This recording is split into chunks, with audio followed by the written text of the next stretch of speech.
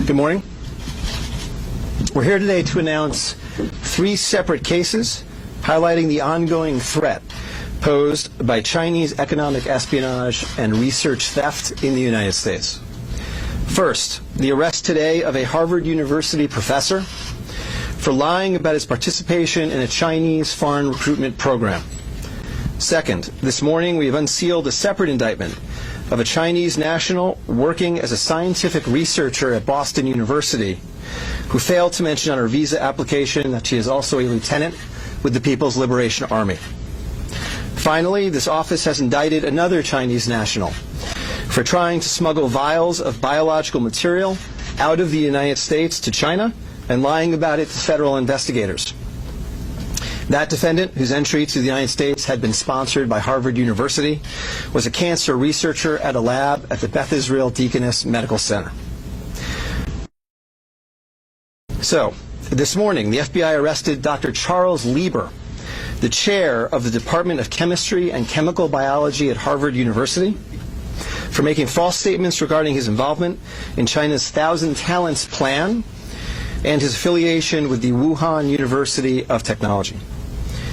The complaint alleges that Dr. Lieber signed a contract with the Chinese university in Wuhan and was paid up to $50,000 per month, plus up to $158,000 in living expenses, and awarded more than $1.5 million to set up a research lab at the Chinese school and work there on researching nanotechnology.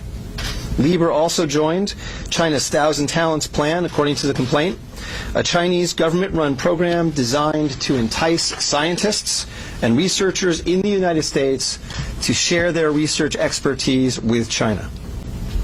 At the same time, Dr. Lieber was receiving U.S. grant funds from the Department of Defense and the National Institutes of Health. National Institutes of Health spends up to $39 million a year funding medical research in the United States. Those programs required Dr. Lieber to disclose if he was working with, including receiving funding from, any foreign power. When questioned, Lieber hid his involvement with the Chinese entities, including specifically disavowing any connection to China's Thousand Talents Plan.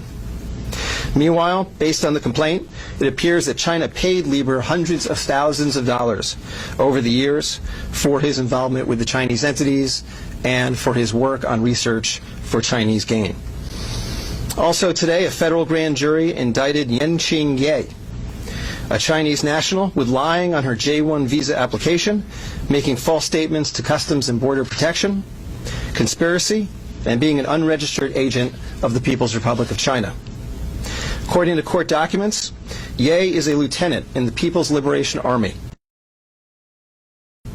But she concealed her military connections while employed as a researcher at Boston University's Department of Physics, Chemistry, and Biomedical Engineering Center for Polymer Studies.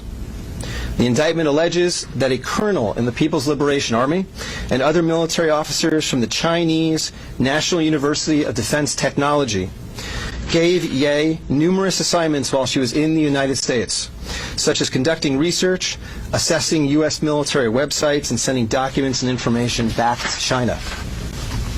In April 2019, Ye was questioned by customs officers at Logan Airport on her way to China. According to the indictment, she lied about her involvement with Chinese military projects. A border search of her electronic devices showed that Ye had compiled information for the People's Liberation Army about 2 U.S. residents with expertise in robotics and computer science. Lastly, last week this office indicted Zheng Zhaozhang, a Chinese national sponsored by Harvard University who was doing cancer research at the Beth Israel Deaconess Medical Center. Zheng was charged with attempting to smuggle to Beijing vials of biological material, along with other research materials that he had stolen from the lab at the Beth Israel, where Zheng was working on cancer cell research. Before he boarded his flight, customs officers discovered 21 vials of biological material in a sock in his baggage. When confronted by the officers, Zheng initially lied and said he was not traveling with any biological or research materials. Chemistry, nanotechnology, polymer studies, robotics, computer science, biomedical research. This is not an accident or a coincidence. This is a small sample of China's ongoing campaign to siphon off American technology and know-how for Chinese gain. Recently, Attorney General Barr referred to China as this country's primary rival. Similarly, FBI Director Chris Wray recently told Congress that right now there is no country that poses a greater counterintelligence threat to the United States than China. Through the use of not only traditional intelligence officers, but academics, researchers, its own private citizens, China is engaged in a massive, long-term campaign to steal U.S. research and technology for its own uses. As demonstrated by these cases, on the academic side, the Chinese government uses partnerships and exchanges with U.S. schools and research institutions to access cutting-edge research and equipment. Obviously, most visiting Chinese academics and researchers are here to work in good faith in U.S. institutions, but some of them are not.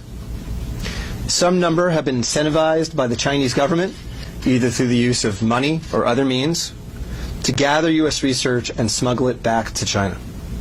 Because of the sheer scope of this threat, a year ago, the Attorney General created the China Initiative at the U.S. Department of Justice, designed to prioritize and aggressively prosecute Chinese economic espionage and theft of intellectual property.